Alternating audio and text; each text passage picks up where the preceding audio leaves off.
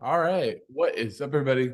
Keith Jameson, Get a Guy 231 across the DFS Street. It is Tuesday morning, October 11th. 6-game Champions League slate. Sorry, I wasn't able to get out last night. We've been dealing with some fun on the main business, which is real estate, with my wife. And apologies in advance for the kids that are going to wreck this pod at some point. Just know what's happening. Maybe you'll understand why I like to record in the car.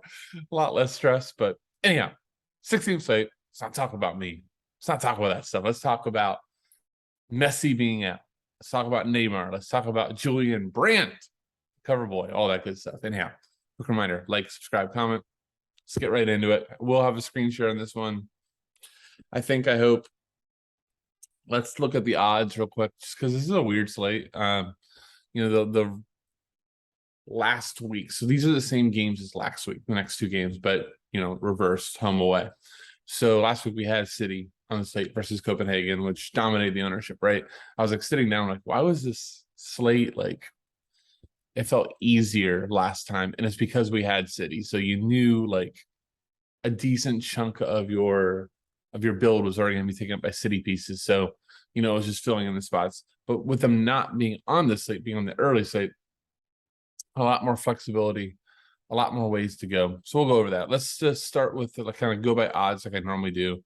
I put PSG first. PSG minus 222 home versus Benfica is going to be no Messi. So we'll get into that. Next biggest favorite on the slate, or the biggest favorite to slate, is actually Madrid away to Shakhtar. This game is not in Ukraine. Just keep that in mind. Minus 250. Third biggest favorite on the slate, or tied for the second. Dortmund hosting Lopetegui list. Can't say that this early. Sevilla minus 222 at home. Then a lot of neutral games. Chelsea, slight favorite away, plus 120 at Milan. Red Bull Salzburg, slight favorite away to Zagreb. I kind of feel like that's a little bit of a misprice personally, but plus 155. And then finally, we've got Celtic hosting the other set of Red Bull, which I will be getting here soon. Red Bull plus 105 away to Celtic. All right, let's start in order. I have PSG up first. Neymar is going to be the lock of the slate with no Messi. Be a majority of sets. Just put with Sarabia. Mbappe could take a few, but it's really Neymar. And then the question is, do you play Mbappe? I need to actually look, since the Messi news, how much Sarabia is. I mean, that could be a play. 6,700 is not a play. Fine for GPP, but for cash, I wouldn't touch it at 6,700. He's like to be first sub. The funny thing about PSG, they don't do a lot of crossing because Mbappe and Neymar aren't headers of the ball. So even though you play with wingbacks, Burnett and Hakimi, you're not going to see a ton of crossing. If there is some crossing, it'll be from Hakimi, not really Burnett. But again, Neymar and Messi, Neymar and Mbappe, the only options. Neymar, lock in all formats. Mbappe, I would say more GPP than cash here. Benfica has a really good defense. So they're going to get a lot of shots up, but Odysseus is a really good goalie. You have a decent back line with Otamendi, Grimaldo back there, good midfield of Luis and Enzo. So you go from there. Now, speaking of Benfica, I don't think that this is on a 6-game slate. Them away to PSG is a place to target. Outside of GPP, we know PSG can be leaky. João Mario takes majority of set pieces. He can split with Grimaldo and Neres. Neres is my favorite DFS play. Just a very, very electric former Ajax kid. You could do a combo with him and Ramos, him and Mario, something like that. Wherever the goals come from, you don't play for floor.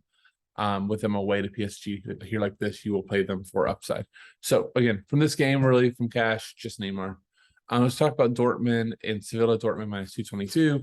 Oh, that's so funny. They changed up the format. They don't have Brandt in. I don't agree with that. I think Julian Brandt should be in. He'd either be here for Demi or Malin. So let's just talk about if he's in, and then we'll talk about if he's out. Julian Brandt, if in, it's a lock of a slate. I think he's on 77 or 7,800. He's taking on most monopoly set pieces for Dortmund. got into the German national team. Excuse me. As a really, really young kid. Was super electric at Leverkusen. Took a little while to stick at Dortmund. But when Julian Brandt's right, he can cross the ball a ton. He takes guys on, shoots from distance, like all the things we love for DFS play. So if he's in, he's a lock. Let's talk about if he's out. Sets are probably Guerrero and Malin. I think at that point you can play them both. Malin, another young talented kid. Again, he's very much like Brandt previously, has kind of struggled to get acclimated, I think, for lack of a better term, with Dortmund, but does have tons of talent, has played for the Netherlands as a young kid. Guerrero's that guy that's always there. If you remember back to my Bundesliga videos, and if you've watched my Bundesliga videos, shout out to you for sticking with these videos for 2.5 years or whatever the heck it's been. But Guerrero is my troll. There was like slates that he would be 75, 7,800. People think he had monopoly sets, but he was only going to take like 2 to 3 corners, scores 2 goals, things like that. That's just crazy. But Guerrero's a really talented player, plays for the Portuguese national team. He can't cross the ball. They're not a huge crosser, especially Mukoko up front. He's not really a big guy. So they're not throwing in target balls. That said, Jude Bellingham, who's playing the 10, is getting the box. He is a big dude, so you can't cross the ball to him. But Guerrero just does like to get in the box, does like to make those runs. So I think if you don't see Brandt, I would almost say Guerrero is close to a lock at that point. Just know like the boost isn't like huge. It's not like, oh my gosh, he went from a 2 to 3 cross floor to a 10 cross floor. Like it probably increases by 1 to 2, but he's really good at attacking fullback, like him quite a bit. Jude Bellingham, quickly became one of the best players in the world, if not one of the best young players in the world. I think he's overall one of the best players in the world. When you see Ozcan and Emre Can, and it means Bellingham's playing truly box to box and playing as more of a 10. It's going to give him a lot of upside. So really like Jude here as well. Considering Sevilla at this point, Sampoli's come in, take a while for him to get in and get his tactics in, but Sevilla's been a mess all season. There's nobody I want to play from them. Based on this lineup, Tejas, Isco, Lamela could all take. We don't have a huge sample with Sampoli, so I would just avoid Sevilla in general. Let's talk about Shakhtar at Real Madrid. So on the Real Madrid side, for cash, once again, I know he's not sexy, but I just don't really see a way around Toni Kroos at 6,000. Take some monopoly sets.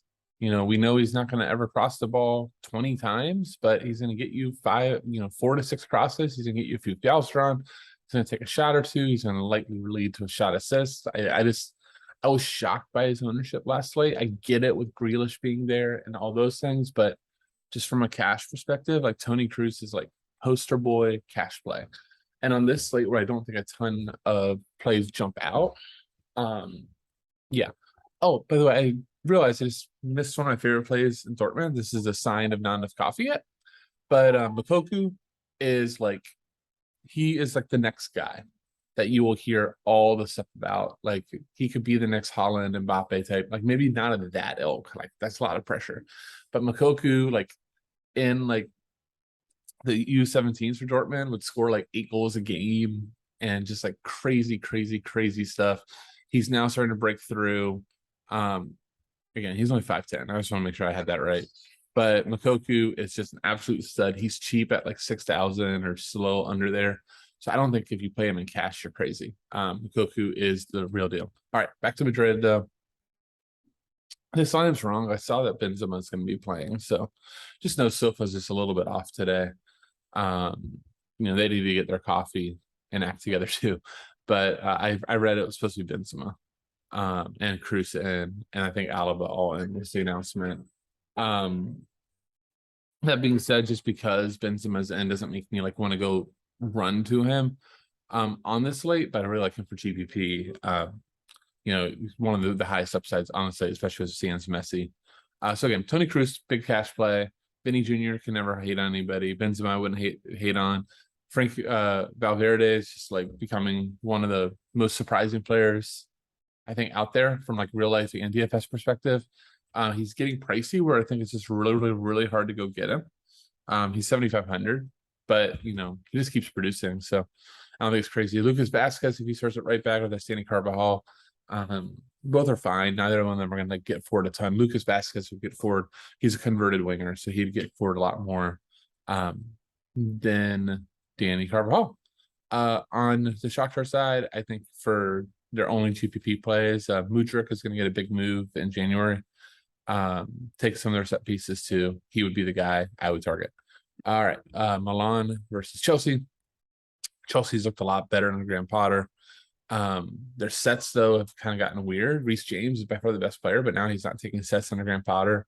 If Golden Chilwell and Mason Mount will split the sets, so that's how they will go. And should also note the crossing has been way down for Chelsea under Potter. So that's a big thing for us, obviously, for DFS. So it just makes me not like a lot of those options, especially since Milan at home, really good defensive side, should get their full back line minus Magic Mike and goal back, but just getting Theo Hernandez back should be a big deal at left back. So they're not playing Fado Bello Torre, who should have no business being at Milan. So yeah, Theo Hernandez is going to make a huge difference. Sets will be Benacer and Tonali. I'm not that interested in any of them. This is just more of a cross-off game for me. But, if you think that Chelsea's going to show up, you could go pieces. But, even in EPL, if I can stay away from Chelsea, I like to. Zagreb hosting Salzburg. From Zagreb, I think Orsic needs to just begin conversation in cash. He fills the 4th spot, takes Monopoly sets. Salzburg away from home is very leaky. I do think that Zagreb's going to score here. Will it be through Orsic? Who knows? But that is certainly an option. For Salzburg, your set pieces should be Susic and Seawald. Based on this lineup, both are fine as kind of like last man type of guys in at the midfield space, but neither one are locks. Okafor, Sesko, super talented. If you like Salzburg to score here, that would be where you go for goals. Them or Susic would be my favorites. Let's go to the final game. Celtic hosting Leipzig. From Celtic, if you're going to make a play, there's really only 2 that you'd be looking for in optimal. It's Jota, who's absolutely sensational, and Matt O'Reilly. They should split sets. Both are pretty dynamic players. Jota definitely. O'Reilly I would take away from the dynamic type. Just a really solid midfielder with sets, but Jota, very electric, take guys on, like him quite a bit. From Leipzig, if this is the lineup, Szoboszlai and David Raum would split set pieces. And Cuckoo right here is not a cash play this slate for me. I think Celtic at home is legit. We've even seen that versus Madrid, but fine for GPP. All right, that'll do it. Computer's about to die. Got to get this saved and recorded. Thank you guys for watching. Just a reminder, like, subscribe, comment if you enjoy the videos. With that, I'll say, see you.